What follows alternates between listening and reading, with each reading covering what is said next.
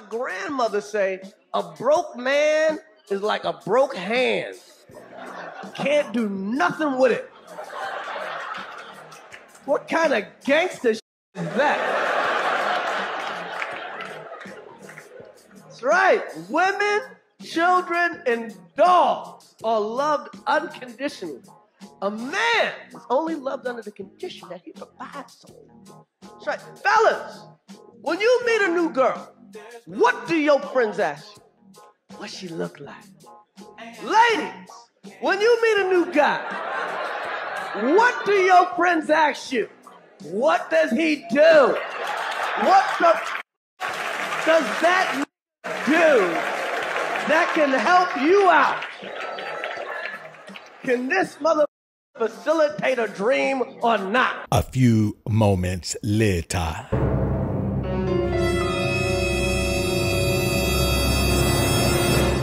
Yeah. Hey. What the hell you going with that outfit? I'm stepping out. Wait. Time out. You ain't got no clothes on. Yo, one slight move, you can see everything. No.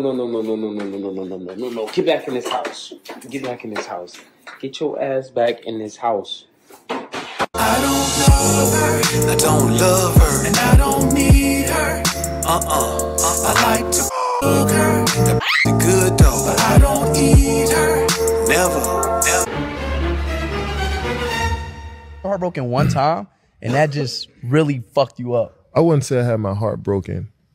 I started to understand women a little bit more as I got. Well, early on, I understood that like she's not mine. Even if she may be my girlfriend, she might be influenced by other people. No. Mention respect, and respect is so broad.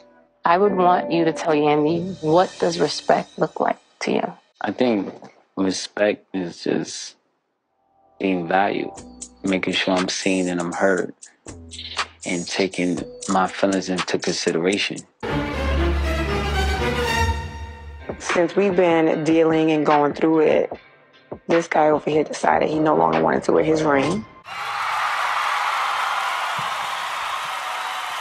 My concept of wearing a ring is, people together as one. I'm trying to get there. Not there yet. What is the part, the together part or the one part? Both. I have myself experienced many women, whether they came in as a couple or they came by themselves, they very abruptly discontinued their therapy.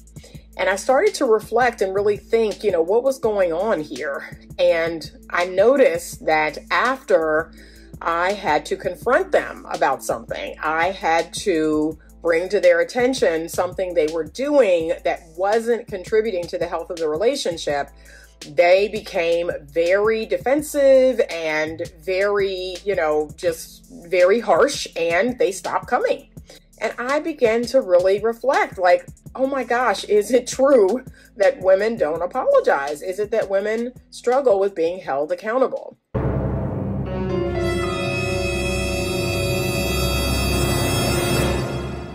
So this is the queen maker chick who can't decide if she want to be feminine or masculine. I grew up thinking that men were these intelligent people, right? So I looked up to a lot of men. And as a result of that, trying to see intelligence in men, those men typically use their intelligence to manipulate me because it's always an age gap, right? It's always an age gap. So like older.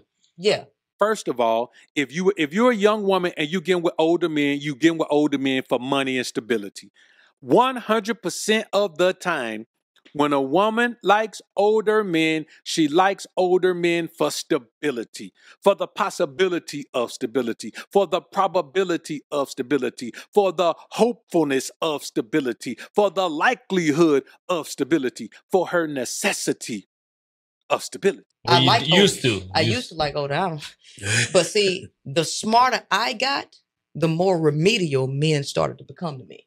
The smarter I got, the more remedial men became. So on top of men's behavior around me and to me. On top of that, and me getting smarter, I lost all attraction to men. Damn. Because my attraction was here. It was never physical. What we're hearing is a woman who's admitting that older men took advantage of her when she was younger. Manipulated her. I don't know if she kind of off a little bit, if she kind of slow. I don't know her, so I can't say. But she's admitting that those experiences where she's manipulated and taken advantage of and sold false dreams and sold hopes and probably some of that shit she just believed in and it wasn't even realistic. Now she's admitting that she was just a woman who was never attracted to men anyway. So basically, she's a master manipulator. To act like you're attracted to men when you're really not, that's manipulation. And so when you manipulate, then you get manipulation in return. You should. It's only fair that you get manipulation in return if that's what you're going to do. And respect is so broad. I would want you to tell Yandy, what does respect look like to you? I think respect is just being valued, making sure I'm seen and I'm heard, and taking my feelings into consideration. And I love that you're very specific and allow that to be a process. Yandy's not going to do that perfectly tomorrow. But now you're sowing the seed and she's aware to do those things for you. He sounds just like Greg Mather's wife. Well, she always gone all the time and she always making money and I don't feel seen or heard or none of that. And I ain't knocking it, brother. I'm just telling you what we hearing right now. This is what we're hearing. One thing that I also feel like is that respect should be mutual. Since we've been dealing and going through it, this guy over here decided he no longer wanted to wear his ring. I feel like once we get to a place where this respect is restored, then we can wear the ring. So if it was a question from Yandy about your ring, what would your answer be to her? My concept of wearing a ring is, people together as one. I'm trying to get there. Not there yet. But what is the part, the together part or the one part? Both. You don't feel like we're together? Like it invites so much negative energy. It invites so many questions. All of a sudden, people are like, are y'all together? He doesn't wear his ring. It's draining. How does it make you feel that she's feeling like that every day? For me, it has to feel real. Smile for social media, smile for the cameras, and I can't fake it. I think once you start worrying about the comments and what the blogs are saying, you start to alter your life to some people that don't even know you or give a about you. But when it comes to Yandy, she pay attention to all that.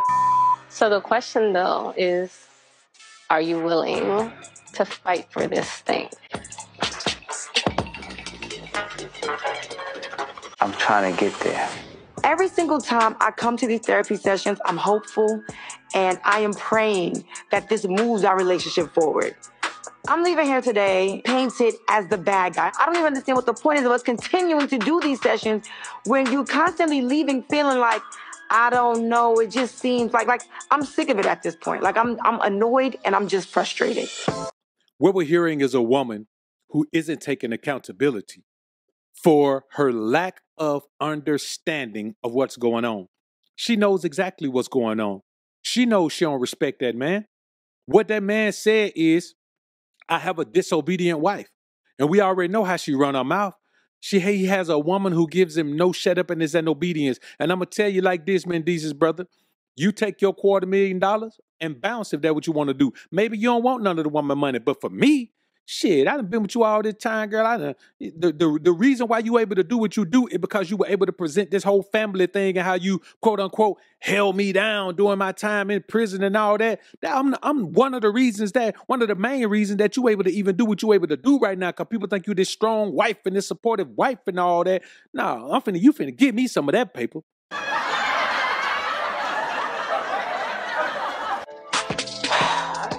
So every session is beat Yandy up. Beat Yandy down. Please don't play the victim. I'm not playing the victim. Not today. I'm not trying to throw play the victim. rocks and then play the victim. I'm not. And hide your hands. You throw rocks and hide your hands. And play the victim. So the respect just goes one way? So, all right. So put the ring on and then do what? What do you mean? Do what we've been doing. What's that? Faking it? Like, I'm not trying to leave a therapy session and get into it with you. I think it was good. I don't even know why we're having this conversation now. Oh, wait, maybe I'm being disrespectful. There's a reason that Mendeces can't give up on this no good woman. Because it's hard for him to accept the fact that he's going to have to apply the law to his end.